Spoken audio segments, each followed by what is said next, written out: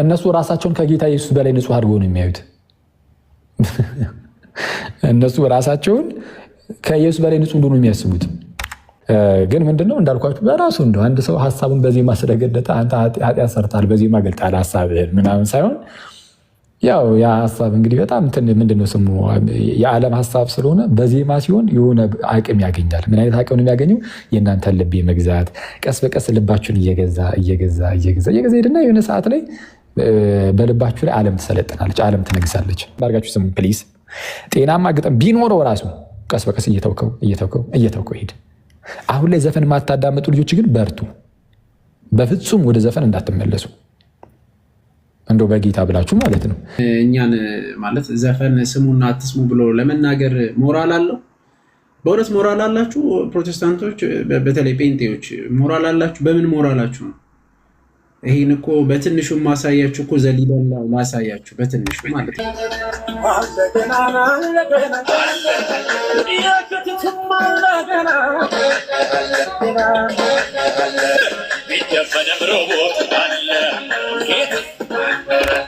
መውደድ የክፋት ሁሉ ስር ነው ይላል ጳውሎስ። አክቹዋሊ ገንዘብን መውደድ የክፋት ሁሉ ስር ነው። እነዚህ ነገሮች ደጋግሞ ትምህርት ቢሰጥባቸው ሞር የተሻለ ሰውን ወደ ቅድስና ያመጣዋል። ዘፈን ግን እንዳልኳችሁ ዘፈን ስለአሁን እንዳይረሳ ይሄ ኖርማል ጤናማ የሆነ ሀሳቡን አንድ ሰው በዜማ የሚገልጽበትን ነገር ነው የምላችሁ። የሆነ ሰው የሆነ ሀሳብ አለው እንበል እና ያንን ሀሳብ እኔ አሁን ለምሳሌ እኔ አሁን ይሄንን የማወራችሁ ይሄን የምትሰሙትን ድምፅ ልክ ዝም የሆነች ላይ ነገር ዜማ ነገር በሰጠው ቢንጎ አክሊል ኃጢአት ውስጥ ገባ ነው የሚባለው እንዲህ እና ምንድነው ትልቁ ቁም ነገር ቀስ በቀስ እንደው እየቀረ የሚሄድ ነገር ነው። ዘፈን ቀስ በቀስ መተው። ለምን እንዳልኳችሁ ዘፈን በሰማችሁት ቁጥር ልባችሁን የመሳብ ኃይል አለው። ልባችሁን እየሳበ ወዴት ነው የሚሰበው? ዘፈን አነቱ መዝሙር ነው። ከመንፈስ የሆኑ ዜማ መዝሙር፣ ከዓለም የሆኑ ዜማ ዘፈን አይደል? መዝሙር ነው ከመንፈስ። መዝሙርን በሰማችሁ ቁጥር ልባችሁ ወዴት ነው የሚመሰጠው? እስቲ እናንተም ታውቃላችሁ። መዝሙርን በሰማችሁ ቁጥር እግዚአብሔርን እንድትናፍቁ ንስሐ እንድትገቡ የክርስቶስን ፍቅር በልባችሁ ውስጥ የማሳደር ምናምን ነገር ነው ያለው። ወደዛ ነው የምትሳቡት። ዘፈን ደግሞ እስቲ እየሰማችሁ እግዚአብሔርን ለማስታወስ እስቲ ሞክሩና ማለት እንደዛ ሞክሩና እዩ። ዘፈን የምናዳምጥ ወንድሞች እህቶች በተለይ ማለት ነው። ስለዚህ ዘፈን ዝም ብላችሁ እየሰማችሁ ማለት ነው። ዘፈን እየሰማችሁ ልባችሁ ወደ እግዚአብሔር ልባችሁን ለመመሰጥ ሞክሩ እስቲ። ይሆንላችኋል? አይሆንልንም? አይሆንም።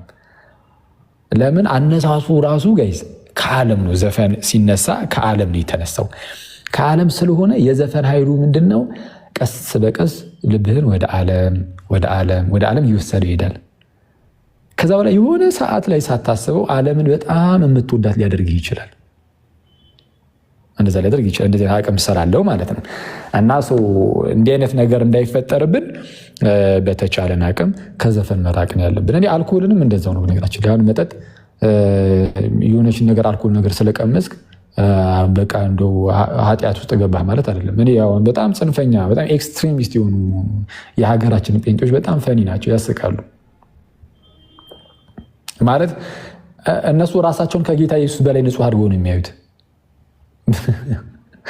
እነሱ ራሳቸውን ከኢየሱስ በላይ ንጹህ እንደሆኑ የሚያስቡት ምን ላይ? መጠጥ አለመጠጣት ላይ። ሌላውን እንኳን ተውት።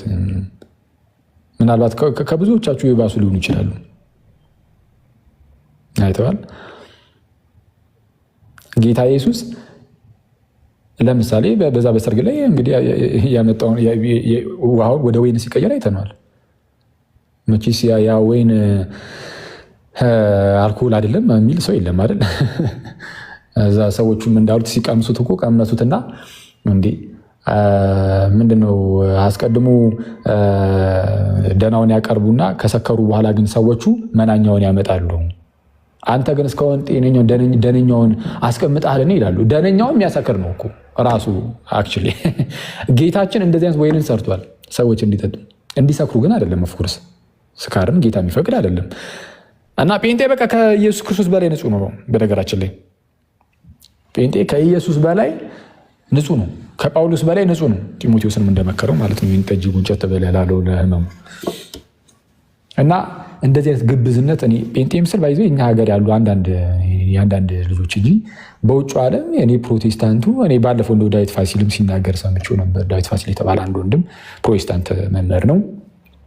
በውጭ ሀገር በቃ ወይን ምናምን ሊጠጡ ይችላሉ ፕሮቴስታንቶች፣ እዚህ ሀገር ብቻ ያሉ ፕሮቴስታንቶች ናቸው እንደዚህ የሚሉት ሲል ነበር። እና ትክክልም ነው። እና ይሄ እንዲህ አይነት ዝም ብሎ የሆነ አስቸጋሪ የሆነ ግብዝነት አስቸጋሪ ነው።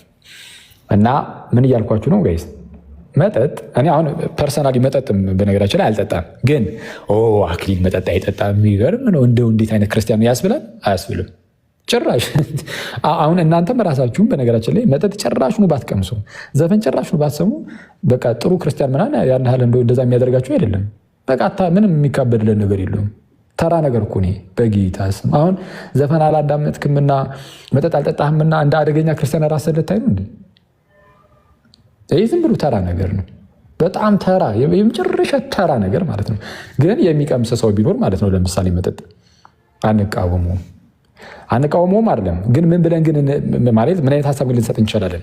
መጠጥ ቀስ በቀስ ጎንጨት በተባለ ቁጥር ግን የሆነ ሰዓት ላይ ቀስ በቀስ ምናምን ደግሞ እንዳትወድቅ አይተዋል። የሆነ ሰዓት ላይ አብዝተህ ጠጥተህ ደግሞ እንዳትሰክር፣ ራስን እንዳትተው ምናምን፣ ራስን እንዳትሰጥ ምናምን፣ ወደ ሌላ ኃጢአትም እንዳትጋበዝበት ሰማያዊ የሆነ ቲፕሲ ሙድ ውስጥ ምናምን ስትሆን ደግሞ ሰውነት ሌላ ነገርም ሊያምሮ ስለሚችል ወደ እንደዚህ አይነት ሙድ ውስጥ እንዳትገባ ምናምን ምን እንላለን? በቃ እንደው መጠጡ ግን እንደው ቢቀር ባይጠጣ ብለን እንመክራለን። ወደ ሌላ አሁን ለምሳሌ የሆነ ተውት፣ ቆይ እሱን አልንገራችሁና ኤኒዌይስ ብቻ ግን በቃ እንደዚህ ብለን እንመክራለን። በራሱ ግን እንደው መጠጥን ጎንጨት ተሰላል ኃጢአት ማለት አይደለም፣ በራሱ ኃጢአት አይደለም። ግን መስከር ግን የለብንም። ስካር ግን የሚመጣው ከጉንጨቷ ነው እንደምታውቁት። ቀስ በቀስ ወደዛ ሊያድግ ይችላል እና ቅድመ ጥንቃቄ ስለሚያስፈልግ ቢቀር እንላለን። ዘፈንንም ቢሆን የሆነ ሰው ጤናማ የሆነ ሀሳቡን ፖለቲካዊ ሊሆን ይችላል ምንም ይሁን ማለት በየትኛው ሳይዶኝ ሳይሆን የትኛውንም አይዲዮሎጂ ግን ኃጢአት እስካልሆነ ድረስ ነው የምላቸው። ዜማ መቶ ቢገልጽ በቃ ያ የገለጸው በዜማ ስለገለጠ ኃጢአት ብለን እየደመደምን አይመስለኝም። እኔ እንግዲህ እንዳልኳችሁ ቅድም ልሳሳት እችላለሁ። እኔ ከተሳሳትኩኝ ግን ያው እታረማለሁ። የሃይማኖት ጉዳይ ስላልሆነ ዶግማ ምናምን አስተምህሮ ምናምን ስላልሆነ ችግር የለውም። እናንተም ልታረሙ ትችላላችሁ፣ ሌላውም ሰውም ደግሞ ሊያርምን ይችላል። ምንም ችግር የለውም። ጤናማ ነው፣ እታረማለሁ። ግን ምንድነው እንዳልኳችሁ በራሱ እንደው አንድ ሰው ሀሳቡን በዜማ ስለገለጠ አንተ ኃጢአት ሰርተሃል በዜማ ገልጠሃል ሀሳብህን ምናምን ሳይሆን ያው ያ ሀሳብ እንግዲህ በጣም ምንድነው ስሙ የዓለም ሀሳብ ስለሆነ በዜማ ሲሆን የሆነ አቅም ያገኛል። ምን አይነት አቅም ነው የሚያገኘው? የእናንተን ልብ መግዛት፣ ቀስ በቀስ ልባችሁን እየገዛ ሄድና የሆነ ሰዓት ላይ በልባችሁ ላይ ዓለም ትሰለጥናለች፣ ዓለም ትነግሳለች። ዓለም ስል ቆንጂትን አይደለም፣ ይህንን ዓለም ማለት ነው። እና ይህ ዓለም በልባችን ላይ በነገሰ ቁጥር ከእግዚአብሔር ጋር ጠል ነው ብዬ ነገርኳችሁ። ለዛ ነው እና ስለዛ ወደ እንደዚህ ነገር ላለማደግ ከዘፈን መራቅ አስፈላጊ ነው። ዘፈን መስማት ማቆም፣ በአንዴ ማቆም አልችልም የሚል ሰው ካለ ችግር የለም፣ ቀስ በቀስ አቁም። አትሊስት ግጥሙን እየመረጥክ መጥፎ ግጥም ካለው የምትሰማው ዘፈን አሁኑ ነው ተቃውሞ። አይተዋል ዘፈን አሁን እየሰማን አይደል? ተቃውሞ። ከዛ በኋላ ግን ጤናማ ግጥም ቢኖረው ራሱ ማለት ነው፣ ይህንን በደንብ አድርጋችሁ ስሙ ፕሊዝ። ጤናማ ግጥም ቢኖረው ራሱ ቀስ በቀስ እየተውከው ሂድ። አሁን ላይ ዘፈን የማታዳምጡ ልጆች ግን በርቱ፣ በፍጹም ወደ ዘፈን እንዳትመለሱ። እንደው በጌታ ብላችሁ ማለት ነው። አሁን ላይ ዘፈን የማታዳምጡ ሰዎች አትመለሱ፣ በፍጹም ዘፈን ወደ መስማት ድጋሚ ወደ ኋላ አትመለሱ። ከዘፈን ምንም ስለማታገኙ ማለት ነው። እና መዝሙር ስሙ፣ መዝሙር ነው የሚጠቅመው ነው። ኤኒዌይስ እንደዛ ነው ምናምን ያ ይሄ ነው። እኔም ይሄንን ነው በቃ ይሄ ነው ሀሳቤ ማለት እንደ ፓኬጅ። አሁን ለምሳሌ አንዱን ሰርተን በጣም ግንድ የሆነው ነገር ኃጢአት እኮ ሊኖርብን ይችላል፣ ቅድም እንዳልከው አንተ ማለት ነው። ስለዚህ እንደ ክርስቲያን እኔ እንደ ኦርቶዶክሳዊ መሆን ያለበት የአንድ ሰሞን ክርስቲያን የህማማት ወይ የአብይ ጾም ወይ የሆነ ክርስቲያን ብቻ አይደለም፣ በህይወቱ መግለጥ አለበት ነው ክርስትናውን። ለሌላውን ብርሃን ለመሆን ክርስትናውን መግለጽ አለበት። ፕላስ ደግሞ አንዱን ይዞ አንዱን አንጠልጥሎ ሳይሆን እንዳልከው ዘፈን እየወደዱ ወይ የሆነ ነገርን መቀነስ ምናምን ብቻ ሳይሆን ሙሉን በቃ ቅዱስ ጳውሎስ የገለጸልን አለ አይደለ? ስለዚህ መሞከር ሁላችንም እየወደቅን እየተነሳን በጣም ብዙ ነገር ውስጥ እየገባን ነው የምንኖረው ከእግዚአብሔር ቸርነት ጋር። ማናችንም ጻድቅ ሆነን አይደለም። እኔ ምን ስናገር ጻድቅ ሆኜ አይደለም፣ ግን አንድ ኦርቶዶክሳዊ ሴት ኦርቶዶክስ መሆን ያለበት የሆነ በአንድ እንትን የሚመራ ዝም ብሎ አንድ ሰው ሆ ስላለ አብሮ የሚመራ የአንድን ሰው እስከነ እንትኑ እስከነ ግሳንግሱ ማለት ነው ሐሳብን በሐሳብ መሞገት መቻል። ከዛ ደግሞ የፌስቲቫል ይሄ ክርስትናችን ፌስቲቫል ሆኗል አሁን እንደኔ ማለት የሆነ የሆነ መታየት ከዛ በኋላ መርሳት እንደዛ ነው የሆነ ያለው። ስለዚህ በህይወታችን እየተገለጸ ስላልሆነ በየትኛውም ነገር ህይወታችንን ብንገልጽ ስለዚህ ብትሳደቡ ምን ብትሉ እኔ አይገርመኝም። የራሴን ሐሳብ ተናግሬያለሁ። እኔ ጻድቅ አይደለሁም ኃጢአተኛ ነኝ። ግን ኦርቶዶክሳዊ እንደዚህ ቢሆን ብዬ እመኛለሁ። የምመኘውን ነገር ነው የምናገረው። ፕላስ ደግሞ ሌሎች እንዳይሰደቡን ወይ ደግሞ ምናምን በማስመሰል እንመላለስ ሳይሆን ያህንን ነገር እኮ ክርስትናችንን በትክክል ስንኖረው ሌሎቹም መተው ደግሞ አሃ ለካ ክርስትና ይሄ ነው። ግን አሁን ግን እያስመሰልን ልክ ቤተክርስቲያን እሑድ ያይንና ሰኞ ዕለት ሌላ ቦታ የሚያይን ከሆነ ክርስትናችን ባዶ ይሆናል ማለት ነው። በተግባራዊ ክርስትና ይኖረን ነው ሐሳቤ እና ያንተንም ሐሳብ እደግፈዋለሁ። ሁሉንም በጊዜው በሂደቱ ማጥራት፣ ራሳችንን ማጥራት፣ ሌሎቻችን ላይም ፈርደን ሳይሆን መሞከር መቻል አለብን የሚል ሐሳብ ነው ያለኝ። ካስቀየምኳችሁ ይቅርታ። አመሰግናለሁ። መኩሻ አንድ ደቂቃ ብዙ አላወራም።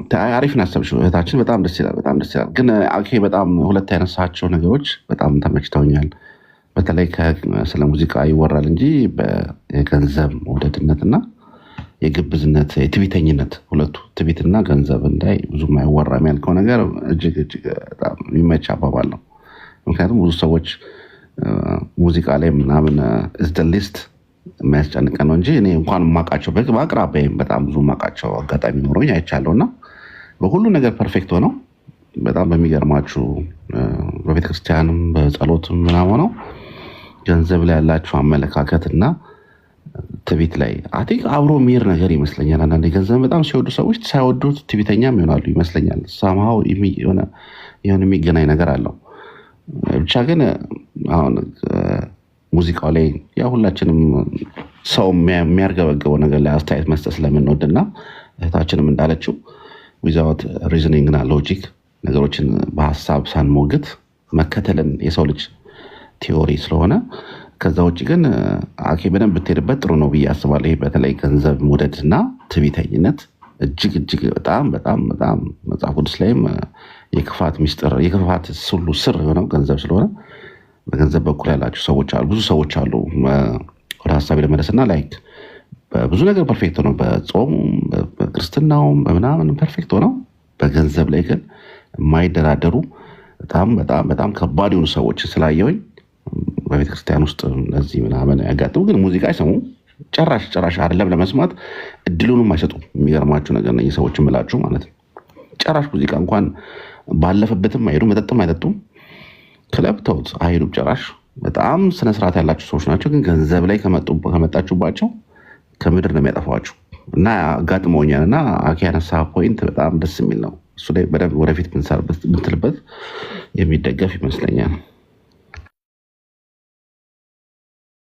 ከታች አንዱ ምን ይላል?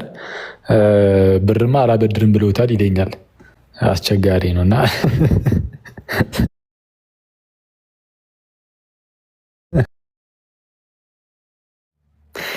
እና አስቸጋሪ ነው። ገንዘብ መጽሐፍም ይናገራል።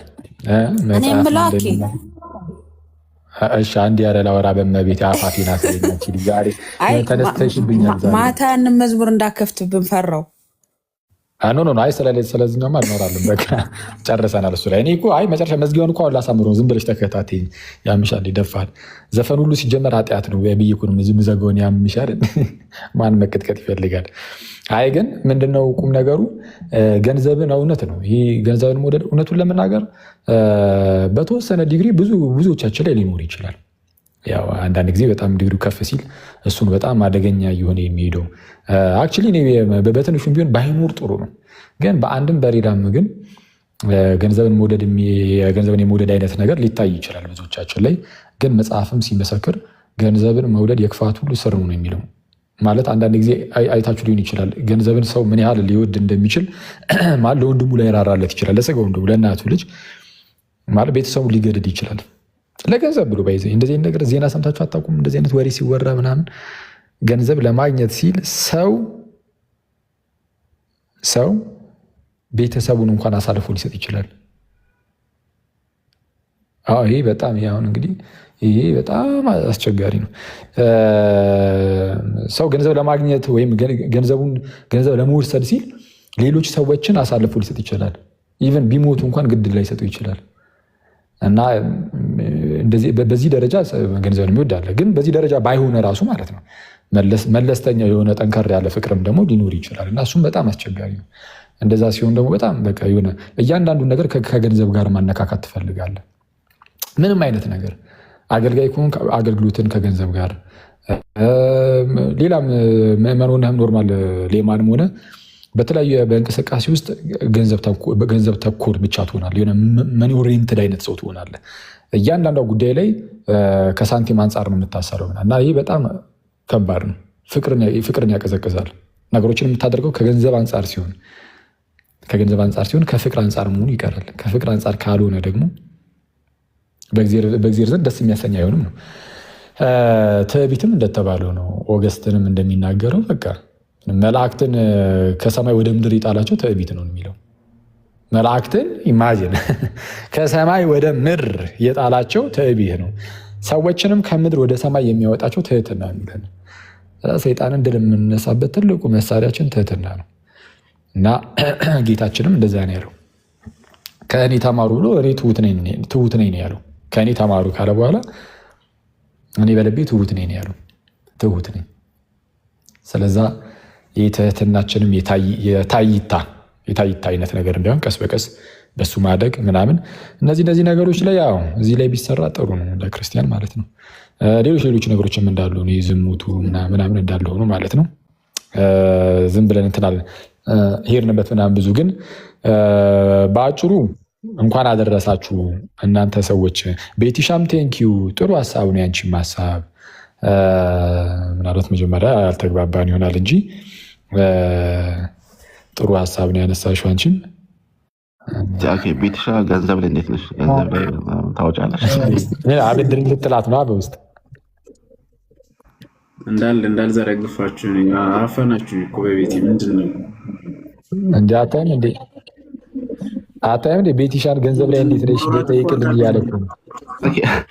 ብዙ ጊዜ ሰው አንተ በጣም አንደርሬትድ ስለሆነ እኮ ነው። እኔ አንዴ አስታውሳለሁ ደብረ ሊባኖስ ለ3 ዓመት አካባቢ ደብረ ሊባኖስ ገዳም የሄድን መኪና ውስጥ ሰውየው በጣም ሁሉ ነገር ፐርፌክት ሆነ። አሁን አጠገባችን አሁን መነኩሴ የነበረው አጋጣሚ ራይድ ሰተናቸው መንገድ ላይ ተናቸው ግቧን ናቸውና ገቡ እና ማውራት ጀመሩ። በቃ እናንተ ጥሩ ሰው ላከልኝ እኔ ምናምን ደክሞኝ ነበር ምናምን እያሉ ጨዋታ ጀመሩና አረ ችግር የለም አለ መኪናውን የሚነዛው ጓደኛዬ እና ከዛ በቃ እንደዚህ ቤተክርስቲያንም እንደዚህ ማሰራት አለብህ ምናምን ሲሉ ጸጥ አለ። ሌላውን ነገር አውርቶ እና ሳንቲም ላይ ሲመጣ ብዙ ሰዎች ሌላ ባህሪ ነው ያላቸው እና ስላየው ነው እንደዚህ ያልኳችሁ። እዛ ነው። መልካም አኪ ያለ ወጣ መሰለኝ። በነገራችን ላይ ልክ ነህ። መጀመሪያ ግን ቤቲ ያለችው አንድ ነገር አለ ማለት ጴንጤ ግን እኛን ማለት ዘፈን ስሙና አትስሙ ብሎ ለመናገር ሞራል አለው። በእውነት ሞራል አላችሁ ፕሮቴስታንቶች፣ በተለይ ጴንጤዎች ሞራል አላችሁ። በምን ሞራላችሁ ነው? ይህን እኮ በትንሹ ማሳያችሁ እኮ ዘሊዳን ላሳያችሁ በትንሹ ማለት ነው፣ ሌላ አይደለም። አንድ ቤቲ ቆይ ሚት አድርጊ። ዘሊዳን ላሳያችሁ ማለት ስለነሱ እኛን ስለተባለ ሳይሆን የዘሊዳን እኮ ማሳየት በቂ ነው ማለት በጣም ብዙ እኮ ሙሉ እንትናችሁ ዘፈን ነው ማለት ይቻላል። አንዴ እስቲ ላሳያችሁ፣ አንዳንዴ ልጋብዛችሁ ግብዣ ዘፈን። እናንተ ጴንጤዎች ዘፈን እስቲ እንየው።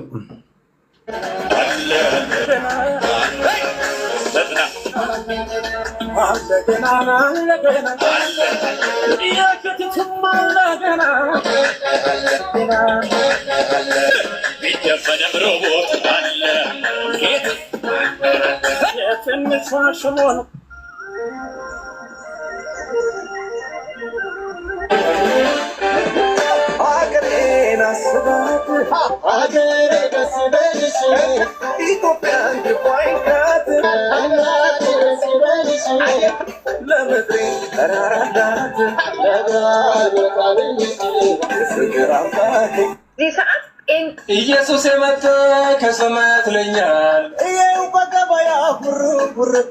ሊያድነን እንጂ ሊያጠፋን አይደለም። ዘፈን አልከው መዝሙራችንን ጅላጅል ጅላንፎ ኢየሱስ የመጣ ከሰማያት ይወዳል እንጂ መች ይሸነፋል? የእናቱን ጠላት ሽባ እንዳጥሯል። በስማኝማ ስማ ልንገርህ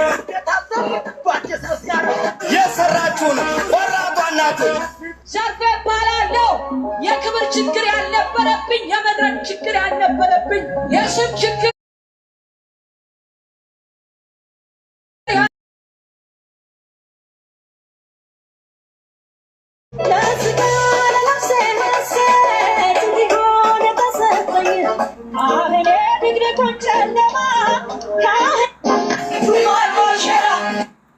በበገናው ጋር ጭብጨባ ብቻ። ኧረ በገናው ላይ ደግሞ ቆይ እንኳን ልጨርሰው መቼ ጀመርኩና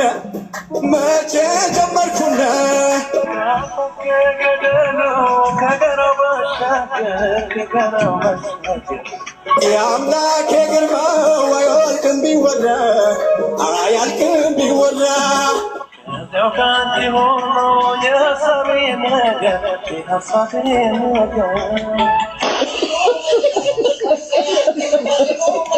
ባይዘወይ መኩ በአጠቃላይ እኔ ይሄ እንደውም አይመጣውም። በነገራችን ላይ እንደውም ይሄ ያለመሳሰል ያለ ብዙ ነገር የኔ አካውንት ውስጥ ብገባ ማለት ነው ቀጥታ ከኤፍሬም ታምሩ ላይ ግጥሙን ወስደው በመዝሙር የቀየሩት አሉ።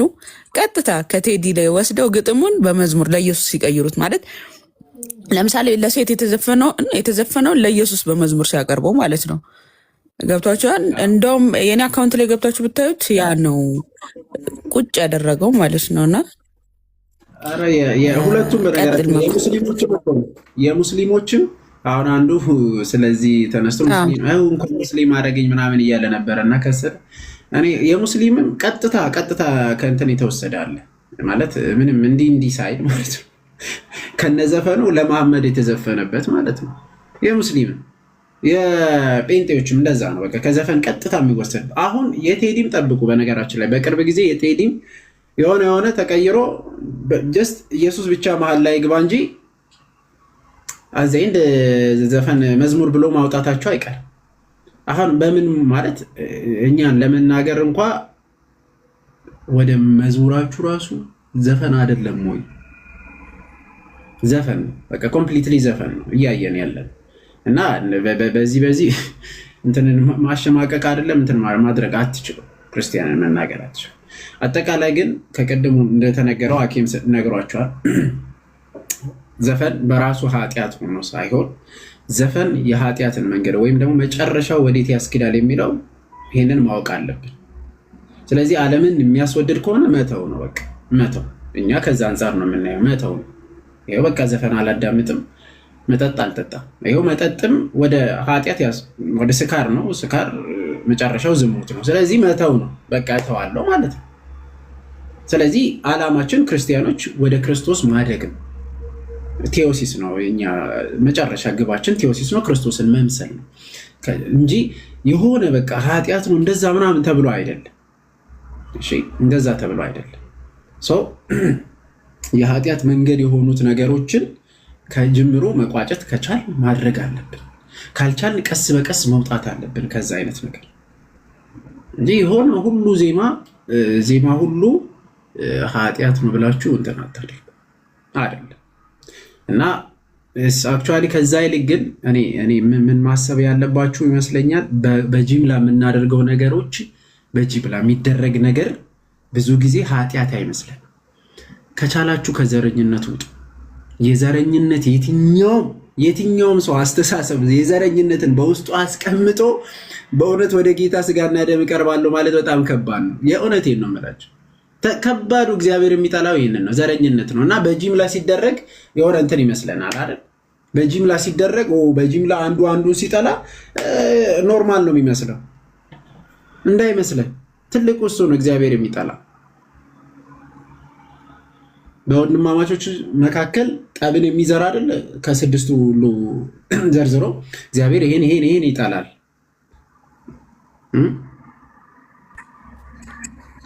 ስለዚህ በትልቁ እኔ ዘረኝነትን ያላችሁ ማለት እንደዚህ አይነት በውስጣችሁ ካለ ከተሰማችሁ እንደዚህ አይነት ከውስጣችሁ አውጡ።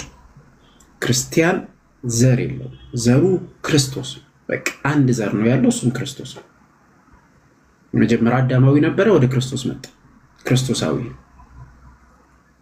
ማለት የትኛውም ግቡ እንደዛ ማድረግ አለበት። ግቡና መድረሻው እኔ እንደዛ ቢሆን መልካም ነው። ብዙ ጊዜ እዛ ውስጥም የሚተላለፈው ምናምን ዘፈኑም ውስጥም እንግዲህ በፖለቲካ ቢሆን በብሔር ማለት ብሔር በራሱ ማለት ብሔር ሲባል በነገራችን ላይ ኦሮምኛ የሚሰማ በቃ ኦሮምኛ በሚናገሩበትና በኦሮምኛ ባህል የሚኖሩበት ተወለደ። አማርኛ የሚናገር አማርኛ አካባቢ ተወለደ። በቃ ከዛ ውጭ ያለፈ ምንም እንትን የለው ለክርስቲያን። ከዛ ካለፈ ሌላ ነው።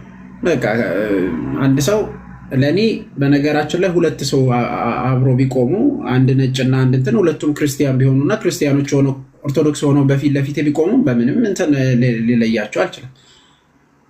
እኔ ማለት መንካት ቢመጣ ልክ እንደ አባቶቻችን እኛን ሊነካ ቢመጣ ዲፌንድ ማድረግ ተገቢ። ከዛ ውጭ ግን ዘረኝነት አይጠቅምም። ብዙ ጊዜ ስላየ ነው ማለት አይመስልም እንደዛ። እና ቅድምም ነግራችኋለሁ፣ ዘፈንም በራሱ ኃጢአት ሆኖ ሳይሆን የኃጢአት መንገድ ነው እና ከእግዚአብሔር ሊያስወጣን ይችላልና መተው በጣም ተገቢ። መጠጥም ልክ እንደዛ፣ ገንዘብን መውደድም ልክ እንደዛ። በቃ ወደ ዝሙትም ወደ ጥፋት ሊወስደን ይችላል። ስለዚህ መተው ብንችል ማለት ግራጁዋሊ ነው። ደግሞ በአንዴ መተው የሚባል ነገር የለም። በአንዴ ሁሉ ነገር ትተን በቃ ክርስቲያን ሆነን ትልቁ ክርስቶስን መስለን እንቆማለን ማለት አንችልም። ቴዎሲስ ግራጁዋሊ እናድጋለን እና እንደዛ ብናደርግ መልካም ነው። ናቱ እንዴት ናችሁ? ደህና ነው ወይ? ሰላም ናችሁ? እንዴት ናችሁ? እንኳን አደረሳችሁላችሁ። ሰላም ናችሁ? እንዴት ናችሁ?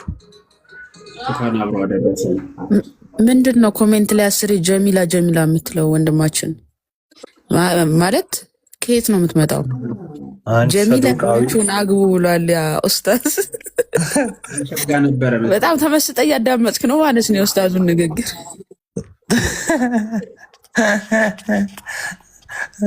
እኔ እኮ በነገር የሚቀበለኝ ሰው እኮ አይጠፋም። እንዴት ናችሁ? ምን ላይ ናችሁ? ምንድን ነው በጌታ ቀን ደግሞ ምን ጀመራችሁ? ስለ ትዳር እያወራን ነው። አንተ ተወኝ፣ አንተ ተወኝ። በጅምላ ነው ታዲያ? ጅምላ ምናምን ያልከው ስለ ትዳር ነው? እሱም ያካትታል። በጅምላ ጋብቻ አለ እንዴ? ምንድን ነው? አግባ። ለማንኛውም ናቱ በባሌም በቦሌ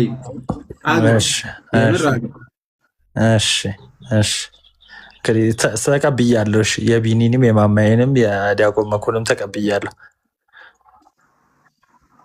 በጣም ጎበዝ ነህ አንተ እኮ መቀበል። ግን ማንም ሰው ርዕሱ ላይ እንዳይቀጥል ከፈለክ ርዕሱ ስለ ትዳር ነው ማለት ነው። በቃ ከዛ ሁሉ ዋጣ ያደርገዋል። ታዲያ ስለ ትዳር አልቀጥልልህም እንዴ ፓፓ? ትልቁ ላይ አድርገውና ና የሰርግ ፎቶን አሳየኝ ና። ሚዩቱን ዘጋው እኮ ናቱ ወዲያው። እንዲያው ናቱ እሺ አልከንና እሺ ብሎ እምቢ የሚል ልጅ ማለት እሺ ብሎ እምቢ የሚል አይነት ልጅ ነህ ወይስ ደግሞ እምቢ ብሎ እሺ የሚል ልጅ ነህ? በመጽሐፍ ቅዱስ ውስጥ የተጠቀሰ እምቢ ብሎ እምቢ የሚል ልጅ እምቢ ብሎ እምቢ። አሁንማ እሺ ነው ያልከን እኮ። ምን ሰው ይምታታ ነው እንዴ አላማ? አንተ